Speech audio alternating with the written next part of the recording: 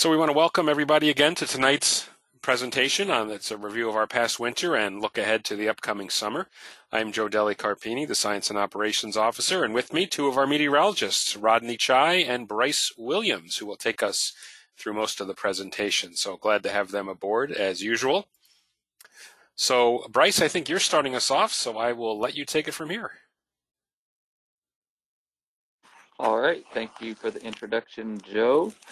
And we will get started on a trip down memory lane, recent memory lane, starting with as our first snowfall back in October, if you can believe it, if you remember that, all the way through now. So, but to start off, before we get into the specific storms, wanted to just give a overview of the winter as a whole, up to any systems that we saw through March.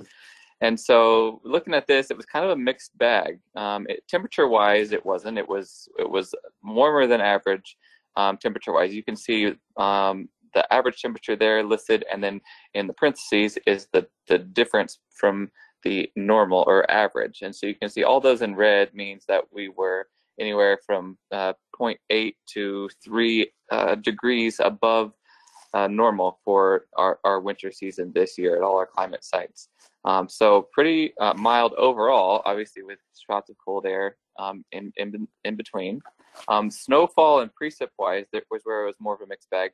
So you see there are some locations that we ended up a little below average, some that were a little, even kind of a little more than a little above average, like Worcester. You see we had 70 inches, which is almost 9 inches above normal for where we typically are on March 30th, which is what this data is going up to today. And then precipitation-wise, most everyone, it's interesting, most everyone was a good deal above normal as far as QPF or just precipitation in general, except for Boston. Boston's the only one that is a little bit less than normal. So just kind of some interesting stats there. Now, if we compare, this is just going to compare, put our climate sites in line with eastern region. So the Weather Service has an eastern region covering several states along the eastern seaboard. And so this kind of shows where we fell in line with the rest of the eastern region. So you can see Worcester's up near the top of the list with it's 70.9 inches. And Hartford 40, Boston 38, kind of right there in the middle. And then you see that the southeast states, North Carolina, the Carolinas, Georgia, down there with those piddly little traces and a couple of inches. All right, so let's start off with our Halloween storm. So this was, you remember, right before Halloween, we had our first snowfall. I remember it because I remember going out into my backyard and taking pictures of snowleage, as we call it, when we have pictures of the fall leaves that you see in that picture there with the snow on top of it. So that was kind of neat that all the leaves hadn't fallen off yet. So if you look at, this is a map showing what ended up falling. And so you can see we had generally, it was a central mass, northeastern Massachusetts bullseye, spreading into northern Rhode Island and northeast Connecticut. The maximum was generally 4 to 6 inches, maybe a little bit more, say in Worcester and areas near there. So this resulted from actually a tropical storm. Tropical storm Zeta brought moisture with it as it passed by our area, and as it did, it brought some cold air that it pulled around. And so along, this moisture, cold air, and the lift brought several hours of moderate snowfall to southern New England. So with this storm, we actually had the precipitation nailed down pretty well, but what we kind of struggled with was what's known as snow liquid ratios, and so it was a little bit challenging. It kind of overperformed. We were expecting anywhere from 1 to 3 inches, and we actually ended up getting a little bit more, and we did issue a winter weather advisory, even though we weren't expecting it to meet criteria. But the thing that convinced us to do it was the fact that it was the first snowstorm of the season, and it also fell during the morning commute. So it's kind of a high impact event. So these are just some pictures from around the region. Fortunately, the high snow liquid ratios kept power outages from being a big issue, but you see a picture there of a tree over a road Really the only place that we saw power outage issues was more along the coastal front, where we towards southeastern Massachusetts, where that warmer air was mixing in. So we had kind of the heavier, wetter snow. But the rest of the area, we didn't deal with too many power outages with this system. So just kind of a pretty snow. So this is just a surface map, some surface maps showing the evolution of this low pressure system Zeta as it moved off of our southeast coast near the benchmark that we talk about. And since we were on the northern side of that system, that is typically the cold side of the system. So that's why we saw it fall as snow. Now, the coastal front I mentioned is something I wanted to point out here. So it is delineated by this red dashed line. And so you can see, if you look at, say, Boston, Northern Rhode Island, Worcester, they're in the upper 20s, low 30s. Whereas you go to Plymouth and Falmouth, those areas, we're looking at upper 30s into low 40s. And not only the temperature change, we also see the wind direction change. Boston out of the north-northwest, Plymouth out of the north-northeast. And so this shows us where the temperature, or the, coastal front has made its way. And that is why we had rain on the eastern side of this front and snow on the northern and western side. And so that also created the heavier, wetter snow closer to that rain-snow line. Now, if we look at the mid-levels, this is, the graphic on the right is showing about 10,000 feet up, showing the green is moisture. But really want to point out the winds, the wind barbs. So you can see that the red dotted line is delineating where an upper level front is, because you can see in northern and western Massachusetts, the winds are coming out of the northwest. Just over the line into northern Rhode Island, the winds are coming out of the southwest. And so that's where we know there's a front set up, and this mid-level convergence is combining to help produce the heavier band of snow inland. As you can see, there's kind of two areas on the radar on the left that have the heavier returns, and so you can see those are two areas that we saw some significant precipitation. And you can see a little bit further on, it looks like maybe they're getting some heavy snow or some really heavy rain. This is actually due to what's known as bright banding. Basically, the radar beam will reflect more. There's more reflectivity off of melting snowflakes than there is, say, regular snowflakes or regular raindrops. And so when snow is melting, it'll cause these bands of bright returns that make it look heavier than it actually is. It actually shows up on a product called correlation coefficient pretty nicely. What we can see here is the transition from rain to snow. So correlation coefficient is basically measuring the uniformity of the things that the beam is bouncing off of. So if it's all rain or all snow, then you're going to see those pink, the really red or pink colors. But if it's a mix of rain and snow, that's where we get the yellows and the oranges. So you can see just to the south of that line, it's going to be all rain. To the north, it's all snow. And in that middle zone, that's where the transition is happening. So that's where the front is. All right, so that was our Halloween storm. Next, we had, moving on, we didn't have anything really going on all of November. It wasn't until December 5th that we had a good, our next good snowstorm. And so you can see this was definitely another interior system that we had a coastal front set up. This was, we dealt with heavy rain and snow for this one. It was, for many people, it was rain changing to snow. So this meant that it was a heavy, wet snow. And you can see on this next slide the amount of rainfall that we saw. So coastal areas did see a brief period of snow, but they changed to heavy rain pretty quickly. And so they were beneficial because at the time it was improving some pretty bad drought conditions. But besides the rain, we also dealt with some very strong winds during the system, especially on the coast. But speaking to the snowfall first, there were power outages. They were focused in Worcester County and the higher elevations, which makes sense, where the heavier amounts of snow were. But it was a little bit heavy and wet to cause some power outages. And this just another picture from Chelmsford of a tree or two over the road. So just examples of some of the damage that we saw with this system.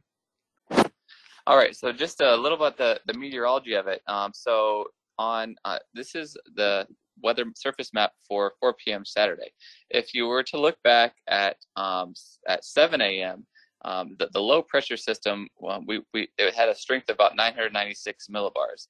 Now by 4 p.m. it had dropped to on this map about 982. So when you have a storm that undergoes this rapid intensification, like we saw here, that can lead to not only the heavy wet snow but also the strong winds that we were going to see. And so that led to the damaging winds along the east coast. And also something to point out is as far as we were forecasting this storm, and at the last minute the storm track shifted about 20 to 30 miles west, and that actually made a huge difference, because that rain snow line by 20, 30 miles, that's a big difference, especially if you're looking at it setting up anywhere close to the Boston and Providence corridor. So very difficult forecasting issues with this system as well. Now, this is kind of another example of bright banding. Just want to show. I mean, if this was a spring or summertime system, you would think there's thunderstorms going on right there. But this is another example. This is kind of where that rain snow line was happening, and so the melting snowflakes causing the reflectivity to look worse than it is. Same, really good example of the correlation coefficient here, showing the rain snow line. So you got rain to the southeast over the Cape and Islands and coastal plain, and you have all snow to the northwest in Worcester County and central Massachusetts. All right, so the next one was a really fun one, at least for me, because I've lived in southern New England for this is my third winter, and this is probably my best winter because I love snow, and the last two have been kind of dead. So this was a fun one. I know you probably remember this because this was a pretty uniform foot or so for everyone, or foot or more for everyone. You can see here, and you'll really be impressed when we show the full regional view of this snowfall amounts. But if we look at just our climate sites, this was a record-breaking event for all 4 of our climate sites. You see Boston, we had 12.3 inches. The old record was about half of that. And all Hartford, Providence, and Worcester all broke their daily records for snowfall with the storm. Now this is the map that I said you would probably be impressed by.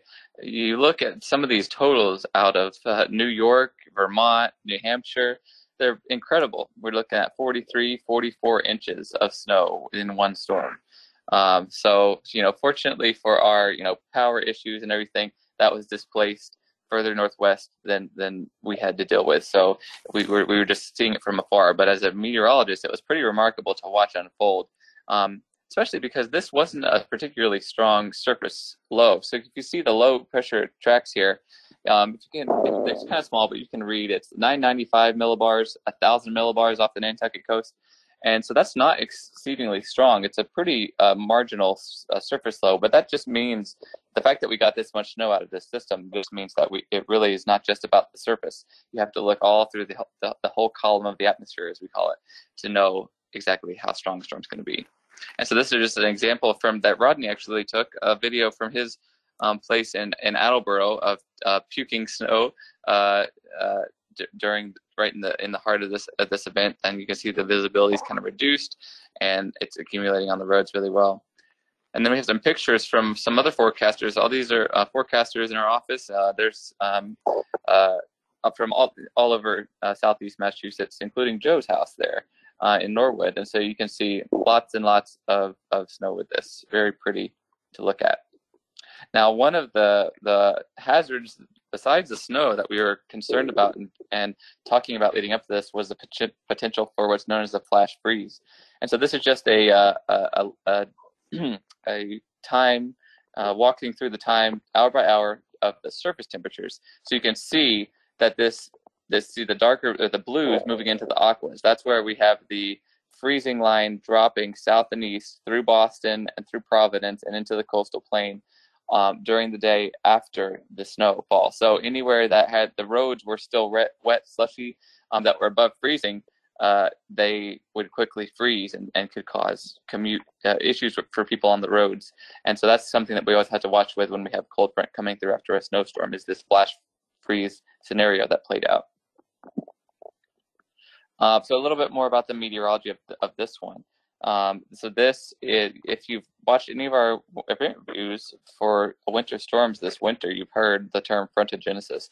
Basically, just a front at another level of the atmosphere besides the surface. This particular image we're looking at is about 10,000 feet up, and you can see the bullseye of frontogenesis over northwest Mass and eastern New York and Vermont, southern Vermont, New Hampshire.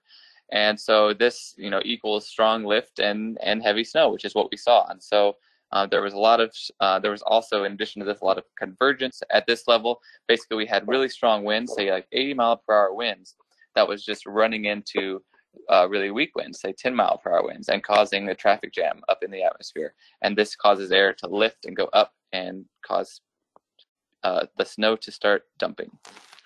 Now, just to show you the actual radar at the time, where it pretty much lines up as we expected, with or just to the northwest of that band of frontogenesis at 700 millibars, or 10,000 feet up, as I said. So you can see it really does line up with the meteorological things that we would expect it to. All right, so then we move on to the Christmas Eve and Christmas storm system, and this one wasn't a snow system, which is a little obvious if you have watched New England's winter storms for any amount of time and noticed the surface maps. You see this low pressure that was associated with this storm is well to the northwest of us. So it is, when that happens, we're on the warm side of the low pressure system, and so that means it's typically just a rain and wind event for us, not the snow. So we had the low pressure tracking well to the northwest and bringing a surge of moisture with really warm dew points and pretty warm temperatures. And so out of this, that meant lots of rain. So we saw rainfall totals anywhere from 1 to 2 inches, but even some localized 2 to 4 inch amounts across really all of southern New England, and you can see that there. And so this did cause some flooding concerns. We had several rivers that reached minor flood stage. You can see this is so the colors show you where the flooding is. So the yellow means that it's near flood stage, and the orange means that that's where they had minor flooding. You can see up in the northwest corner of the picture that they had more flooding up in New Hampshire and eastern New York. That's where they got it into moderate flooding.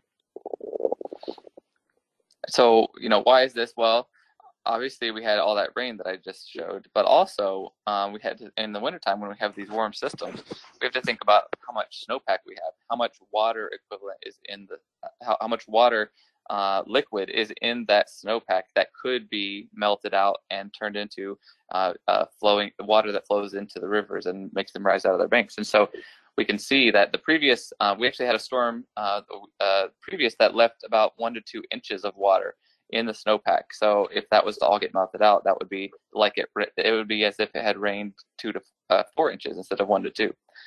And then the snowpack further to our north in Vermont, New Hampshire had even more, 2 to 4 inches of snow water equivalent. So if we look at, our models can predict how much of the water, the snow water equivalent, so how much of that liquid is going to be melted out. And so this is showing that it was basically thinking that all of that snowpack was going to be melted out and turned into liquid. So that's why we were concerned about flooding issues with this. And then just one final picture to emphasize the moisture signal that we were seeing. This is the radar is superimposed on this picture, but the picture behind it is one of our model guidance showing the narrow band of it's what's known as moisture convergence. So basically just a way to look at how much moisture there is available in the atmosphere. And so you can see it's really got a bullseye all up and down just off the East Coast, but then right into southern New England. And that was basically what was observed on radar as this front moved through, bringing a little bit of a fine line with it. Now, in addition to the rainfall with this system, we also saw some strong winds. So these are some of the peak winds that we saw. You see Hull 63 miles per hour, Blue Hill, is higher up. They had 67 mile per hour gusts. 68 in Duxbury. Generally, though, it was 46 or 45 to 55 mile per hour gusts.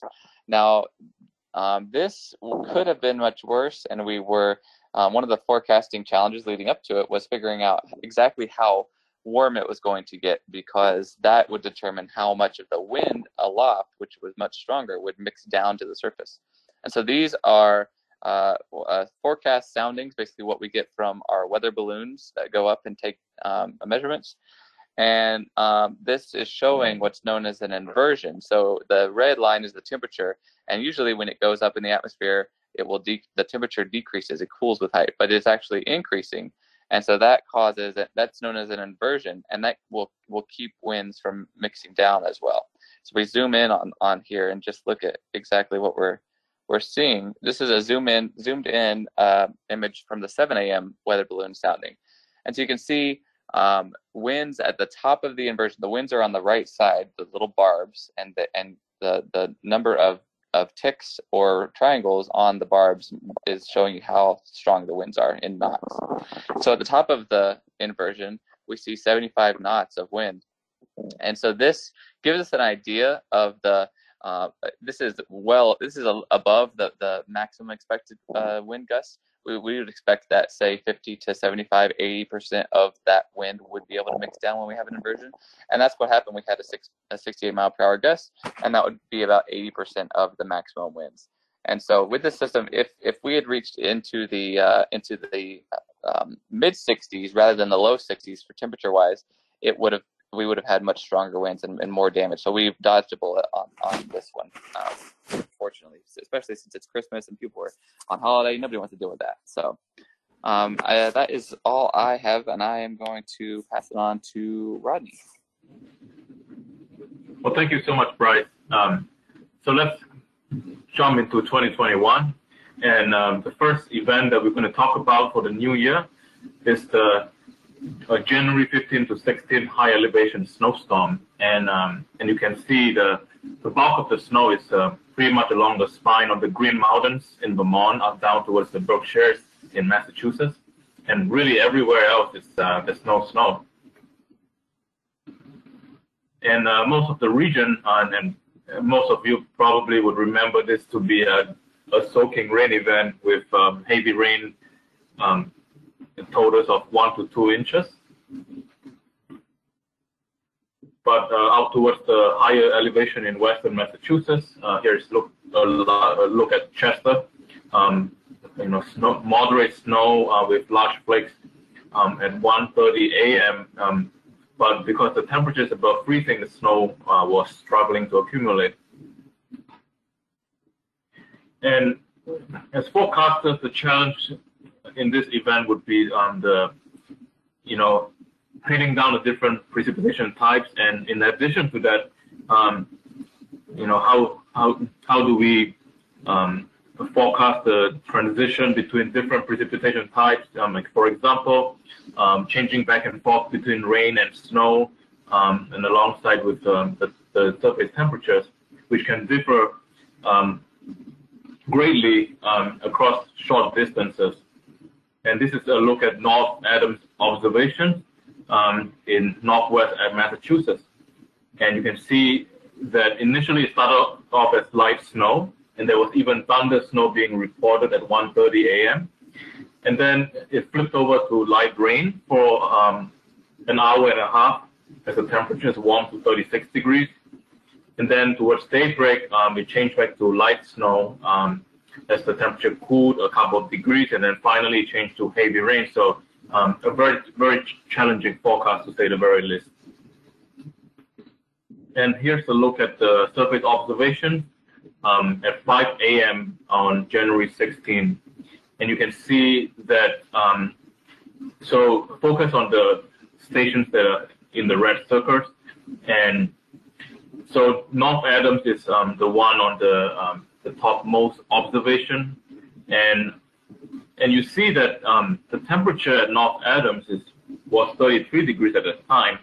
And further to the south, you have an observation at 31 degrees. And just a few miles across to the west, and that's pretty much across the spine of the Berkshires, temperatures were in the mid-30s.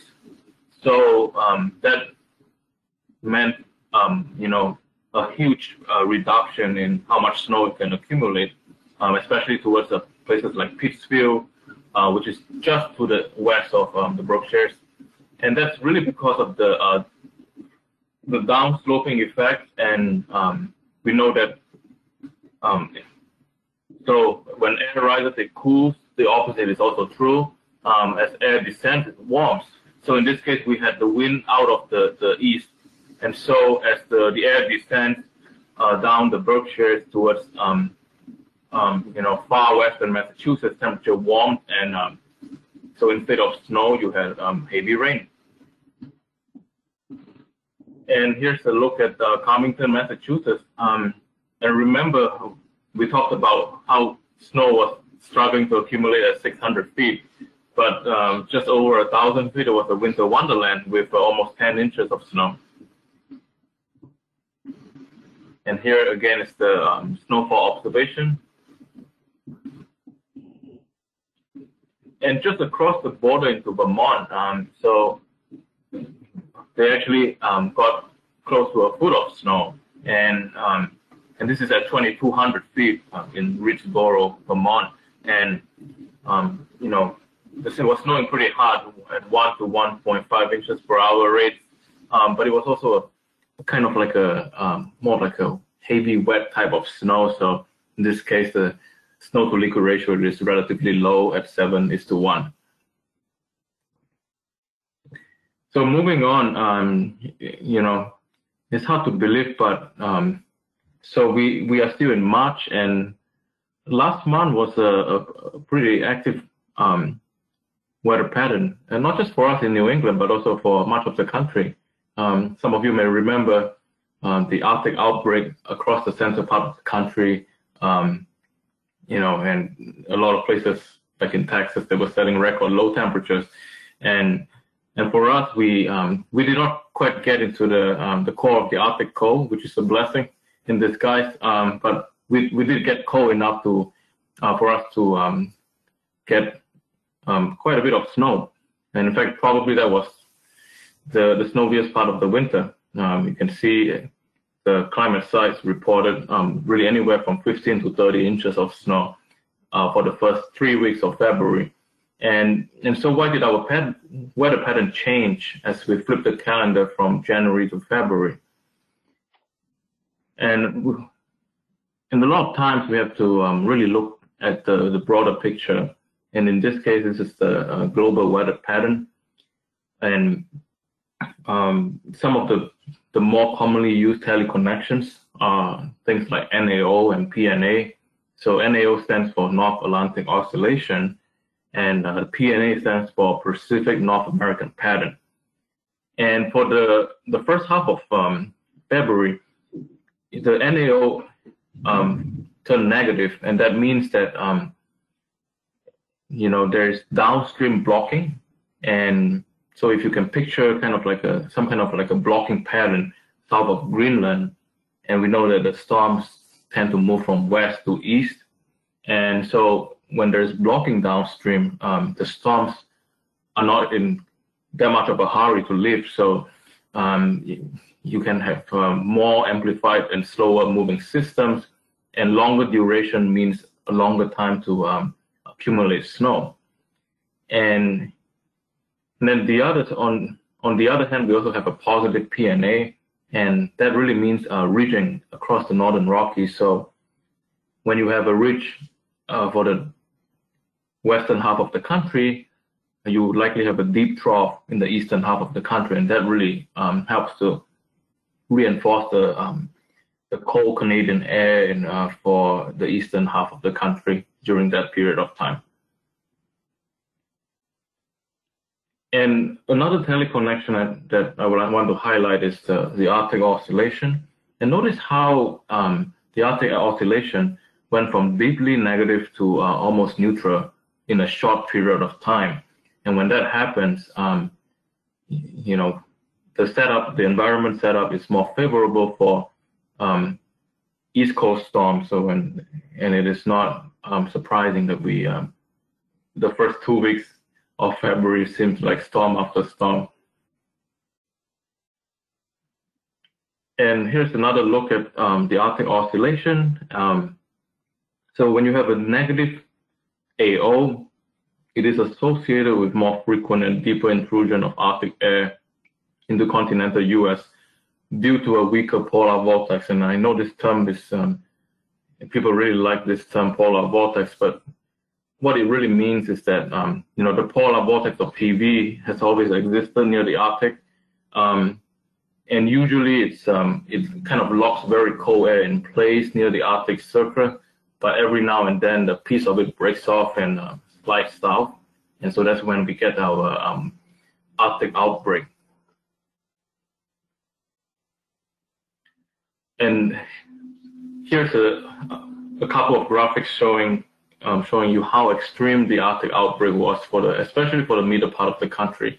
And you can see that in this case, on the right-hand side, Minneapolis is looking at minus 18 degrees Fahrenheit, and then in Miami it's 69 degrees Fahrenheit. So you had 87-degree difference over 1,500 miles. So that's really a very sharp temperature contrast. And one of the first storms that we experienced as we flipped to this active pattern was the February 1st to 2nd nor'easter, and this was a very challenging forecast. And the main challenge with this storm was pinpointing where the rain-snow line is going to set up, and you can see from this observed snowfall map, it is pretty easy to pick out where the rain-snow line eventually is set up. And you kind of really just right along the I-95 corridor in eastern Massachusetts, and it was like I said, it's a very challenging forecast for the forecasters. And you can see that so on the left-hand side, that's a couple of pictures depicting what happened in Topsfield. On the left-hand side, that's on the warm side of the town, and then on the right-hand side, that's the cold side of the town. So you can see you go from no snow at all to a winter wonderland as you cross the Topsfield. And then on the right-hand side, this is a tweet by Harvey Leonard, and it really shows you just how staggering the snowfall gradient was. So you basically go from like 2 inches in Swampscott to almost 22 inches in Acton. And, for people who are familiar with this area, this is like a short drive on a normal day. So that's really incredible. So taking a look at the hourly observations at Logan, notice that the temperature never got below 33 degrees Fahrenheit. And, we like to say that it's, when temperature is 32, 33 degrees, don't discount the possibility of accumulating snow, because if you can get it to snow hard enough, it's going to overcome the warm ground temperatures and accumulate snow. But in this case, we never got to 33 degrees Fahrenheit. And so even though it was snowing steadily, as the observation was depicting, it had a hard time accumulating on surfaces because partially because of the marginal temperatures, but also to some extent, the sun angle at that time of the year is getting higher. So it made for a very tricky forecast.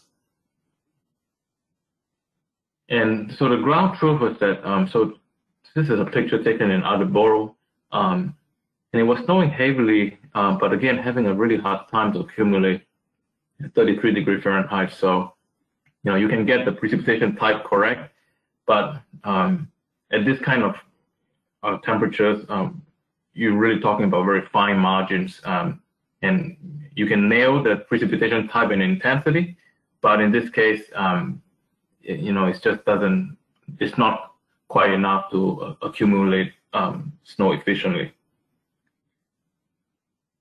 and there's no problem accumulating snow in Akron. And here's here are a few pictures from one of our spotters, and you can see the observation here. The temperature was around 29 degrees Fahrenheit, so it was cold enough. And look at the intense snowfall rate, and almost 2 inches per hour snowfall rate. And here's a look at the surface map from as the evening and overnight progressed. So, well, actually, as the afternoon progressed, so from 10 a.m. to 7 p.m. And you can see, the track of the low pressure, and see how it exits as it exits New Jersey. It kind of just it kind of takes on a more elongated shape, and it's almost tracked parallel to Long Island in New York State. And for this kind of setup, it's kind of it's not the most ideal setup for nor'easter, because ideally we wanted to go over the benchmarks at 70 degree west, 40 degree north. But in this case, it's really has a different look to it, and so it what I want to say is that the models can show you different solutions, but as forecasters, we really have to also pay attention to what is happening as the event unfolds. And the second storm during the active weather pattern in the first 2 weeks of February was the February 7th nor'easter. And this one way to look at it is that some places that missed out on the snow for the previous storm, they really got hit hard by this one. And you can see there is a band of 8 to 12 inch snowfall accumulation across just south of Boston into northern Rhode Island and even parts of northern Connecticut. And that was really associated with a very impressive band of 2 to 4 inches per hour snowfall rate that's set up over this area. And here's a look at the Gfs Ensemble Depiction, and you can see how the low pressure, as it tracks from the Mid-Atlantic coast, it really intensified, and it tracked near the 70 degree west, 40 degree north benchmark. And here's a look at the radar at around 1 p.m. that day.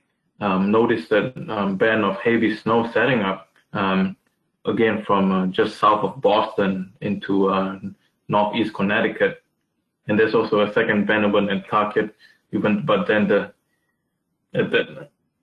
Nantucket has some mixing issues from, if I remember correctly, because of the temperatures. And here's a significant weather report. And I believe this is from Joe. Joe lives in Norwood, and notice how he reported 3.6 inches of snow in the past hour, and it's still snowing heavily. So that's a very impressive band. Yeah, that was Rodney, and also note it's the yellows and the reflectivity. So that it wasn't a mix. If you looked at the other products, it was all snow. And I know you wanted to come up and visit, but sorry you missed that one. It was pretty good. Yeah, so just to look at the Frontogenesis at 700 millibar, that's around 10,000 feet. And Frontogenesis is defined as lift caused by a difference in temperature, in this case, much like a front. And notice how, if you compare, so on the bottom left corner, that's the radar depiction with precipitation type. And notice that purple band, that's heavy snow. And compare that band of heavy snow with the location of the most impressive Frontogenesis, and you will see that the heavy band of snow occurred north and west of the most impressive Frontogenetic banding, and that's usually typically the case in winter. And in this case, that it matched up very well. So coming down to 2,500 feet, and here's a look at the temperature at that level. So you can see that, notice how the temperature contours are really tightly packed, especially south of Long Island and Nantucket. And that coincides with the second band that I talked about over in Nantucket. And whenever you have a very tight thermal gradient, that usually again results in strong lift just to the north and west. And moving on to mid-February, so we were kind of still in an active weather pattern, but we were kind of getting out of the deep freeze, and so we had have a freezing rain event. So on the left, you can see about an eighth of an inch of ice accretion, and so that was at 33 degrees, and then on the right hand side, that's in Attleboro, and there's you can see that kind of glaze of ice on the roadway. So remember, it just takes a glaze of ice to cause major traffic issues on the road. And here's a look at the ice accretion reports. So many areas saw at least a thin glaze of ice from the freezing rain, and the highest ice accretion was around 1/4 of an inch observed across the interior Massachusetts. And so here's a look at the surface map at that morning at 7 a.m. So as the primary low pressure was tracking to our west across New York State, and that's what we like to call an inland runner, a weaker secondary low pressure was forming near New York City.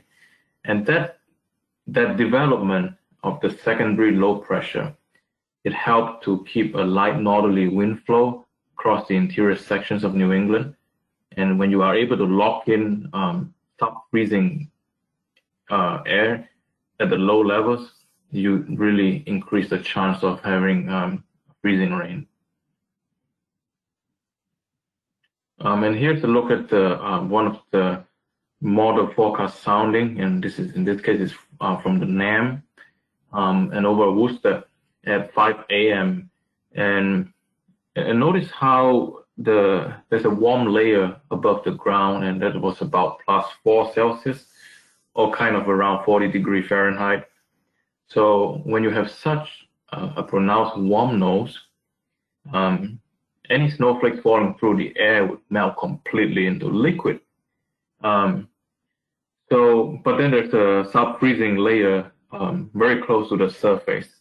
So that sub-freezing layer is not quite deep enough for the liquid to refreeze into sleet. So basically, the raindrop hits the surface and freeze instantly to form a thin glaze of ice. So that's why we have freezing rain. And here's a look at the meteorogram. And notice the change in precipitation Monday morning from freezing rain, which is in red, and to rain, which is depicted in green. And so, at that time, light northeast winds prevailed. And so in this case, it helped to maintain a source of sub-freezing air for the freezing rain to maintain for a few hours before eventually changing over to rain. Okay, at this point, I would pass it back to Joe. All right, thanks, Rodney, and thanks, Bryce. So that was a kind of a quick overview of all the storms we had this winter. And if you want to see those in a little bit more detail, we actually have event reviews on our YouTube page of all of those. So you can go back and watch those and get a little more bit of information. But we just wanted to provide a little bit of an overview of kind of the storms from the winter. So let's go through some questions before we head to our weather briefing and the summer outlook. So let's see, question from Michael. It's a climate question. So if snowfall is measured from October to now, shouldn't the average temperature be measured in the same time frame to be consistent? Bryce, do you want to handle that one? That's a good point. So we have, when we're talking about actually doing official measurements. We have meteorological seasons of so meteorological winter is strictly December, January, February, for that reason, to keep everything consistent. So for the purpose of this, those averages are just for the purpose of this webinar, just for information, because we wanted to talk about every storm starting back in October. So yes, technically, if we were going to compare those, they should be for that whole period. Now, I didn't, Joe, I don't know. Those might be for the whole period. I updated the snowfall ones today and made sure they were for October to March. Do you remember if the temperatures were for October to March, or was it just the meteorological winter? Those were meteorological winter. So yeah, the seasonal snowfall is what we were talking about, not just the winter snowfall. So we start from October, and actually the season runs right up into the end of May. But yeah, for the temperatures, climatologically, it's December, January, February are the 3 months for meteorological winter. So, when we were throwing this together, Michael, we didn't want to just include snow from December, January, February, because we had that one early storm. Most of the time, those 3 months will fit most of our winter. But as you know, it can be a little bit earlier. We can have snow into March. So we wanted to include the whole seasonal snowfall just as a comparison. So that's why. From John, roughly what is the standard deviation of seasonal average temp and precipitation from the past winter? It's pretty close to normal, Bryce, I think, for most of the temperatures. They weren't too far off, no more than really a degree. And I think other than Worcester for snowfall and precip, they were pretty close too. So I think they may average, they're going to average above normal temp, but not much of a standard deviation there. No, it's pretty average winter. Yeah. It was kind of we haven't had much in way of snowfall in a while, but altogether. Yep. Okay. Yeah, we'd have to actually go and actually run the exact numbers, which would take me a little bit of a while. Yeah. Just a comment from Jonathan on December 6th storm in Boston. Switched to heavy wet snow at 4 p.m., back to a mix due to the more inside track, the ultimate burn. And he's still suffering from PTSD. Rodney, help him. Yeah, I think Rodney was disappointed in that too. But then December 16th to 17th was very healing for him. Good. We're always happy to help. Love to hear it. Another one from Michael. This is on Chatham, and I guess I can answer this, guys, since I'm the manager in the room. He read where the Chatham weather balloon launch site will be decommissioned on April 1st. Will this loss at all compromise our ability to forecast weather in southern New England? It is being decommissioned because of safety reasons. So there's actually been quite a bit of erosion on the bluff. The site is actually located on Monomoy Island, if you've ever been out there, which is the Fish and Wildlife property. And there's been so much erosion now. It's within, it's not very far, Bryce. I forget what the distance was from the cliff, but at this point they can't build, any more to the cliff to prevent the erosion. And it's getting to the point where it's not going to be safe to actually take the buildings down before they tumble off into the ocean, which obviously we don't want to have happen. It's being discontinued. And right now it's in the process at our national headquarters of they're accepting bids for a new site.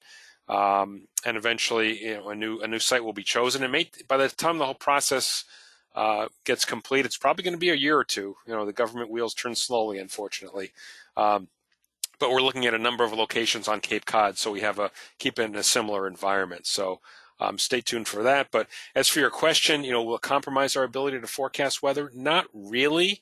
The weather balloons are important, but fortunately we have surrounding ones on Long Island, in Portland, Maine, and in Albany, New York, as well as up on the coast. So the only issue where, it may really come in for us is the wintertime. We like to have those soundings to look at things like wind, like Bryce showed from the Christmas Day storm.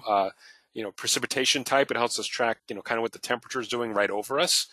And also sometimes for severe weather too, although most of the time we're using the sounding out of Albany because our weather comes from the west. Occasionally, we want to get an idea of what's happening out over the coastal areas. So we'll have the sounding on Long Island for that, which will help. So, there will be some, impact on our forecast, but I would, for me, I think it's mostly going to be a minor one, Michael. So hopefully it won't be too much of a problem. We fortunately have other data sources, including satellite, that can provide some of the data. So Unfortunately, not much we can do about it at this point. We have to keep the folks safe out there who are launching the balloons. From John, and this one I'll throw to Rodney and Bryce. Did any model in particular stand out above the rest in terms of predicting storms this winter? I mean, I know a lot of time we like to say the European is king. Not this winter. No, it actually didn't do as well. I think the GFS actually beat it in a few of the storms, if I remember, Bryce. Yeah. The Euro. One thing that stood out to me was just kind of surprised, because usually, I agree with that kind of thought that, oh, the Euro is the one to usually have the best answer. But this winter, there was several times when the GFS locked onto tracks and evolution of systems better and quicker than the Euro. So as far as any specifics, I can't really get into too many specifics, but that was one thing that stuck out in my mind from this winter was, I can't totally rely on the Euro. No, but I do remember the December 16th, 17th that dumped the 40 inches of snow to our west and our north. The European was onto it sooner, but even that had the snow. It didn't have the snow as far inland as it actually fell. Yes, and wasn't that the one where the GFS the new version 16 yes. did better? Correct. So the upgraded version of the GFS, which is now the operational model, it was implemented, I think, last week. That actually did a spot-on job with that location of the heavy snow. So it did very well. Yep. So, and the main point, John, is there's never one model that is just always right. They use different equations, they use different assumptions, which we want, so we have different solutions. So what we always, advise, if you've been to plenty of our webinars, John, we look at the ensemble, which is all of the members of that particular model, and kind of look at things probabilistically, if that makes sense. But yeah, I would say, maybe this winter the GFS didn't do so bad. Yeah, so, but we'll see what happens in the future. Question from Fred: why so much wind over the last few months? Bryce, would you like that one? Well, yeah, sure. Well, I mean, it has been. I saw a graph the other day showing that it indeed has been windier than typical for March in southern New England, but this is one of our windiest periods of the year typically, as we're transitioning from cold regimes to warm regimes, from winter to summer. There's a lot more of changes with fronts battling it out, and so changes in temperature often lead to windy conditions. And so the spring is, people kind of will tend to forget year over year. Oh yeah, we've had several windy days last year too, and you kind of just forget after a certain amount of time. But we're windy a good amount of the time, often in the spring, in the late winter into the springtime. This year has been particularly windy. There's no real, one reason to point to that I know of. Somebody else can jump in if you think otherwise, but there's no one thing to point to other than the tracks of systems that we have had come through that happen, the placement where they go and how they strengthen has tightened the pressure gradient over us enough times that we've just kind of had wind event after wind event after wind event. But again, it's a pretty typical pattern for this time of year. Yeah, and the one thing I'll add, Bryce, too, and Rodney, I'll let you jump in. I'm sorry, Rodney, why don't you jump in? We haven't heard from you enough. So Bryce made a very good point about just and the only thing I want to add is that looking from a global weather pattern perspective, it has been a very active winter in the sense that we have been getting a lot of systems, and we have also had so when Bryce showed you the climatic summary at the start of the slides, notice how even though we actually had normal to slightly above normal snowfall, the temperatures were actually 2 to 3 degrees above normal for the meteorological winter. And what I get from this is that so we basically did not have a sustained period of cold, maybe say except for the first 2 weeks of February. So whenever we get cold enough and then it just coincides with a storm, we will get a quick warm up, like the December 25th Christmas Day system. I mean, it was a warm rain event. And so whenever we get this kind of, wild temperature swings, that's a pretty, we have impressive thermal gradient, and with a sharp gradient that leads to difference in pressure and as a result more wind.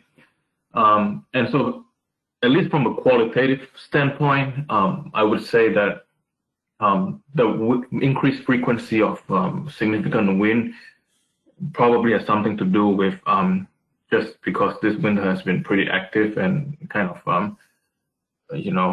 almost like bipolar in the sense that we have anomalous warm followed by anomalous cold, and that just generates a pretty windy pattern.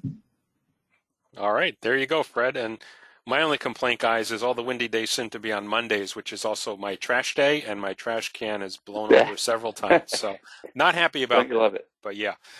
And so finally, before we get to our next section, just a comment from Greg. He's down in Bridgeport, Connecticut, and says, interesting, we had 31 inches of snow in February, much less than Boston and Windsor locks. And yeah, Greg, you were kind of on the western edge of most of these storms. A lot of them were focused more here in eastern Massachusetts, Rhode Island, even the eastern part of Connecticut into adjacent parts of Massachusetts. So yeah, the Bridgeport area and down toward New York City and those areas were kind of on the edge. So you quite didn't get all the snow we got up here. So I don't know if that makes you happy or sad, but I know Rodney would not be happy if he was spending the winter in Bridgeport during that time. He would have missed it all.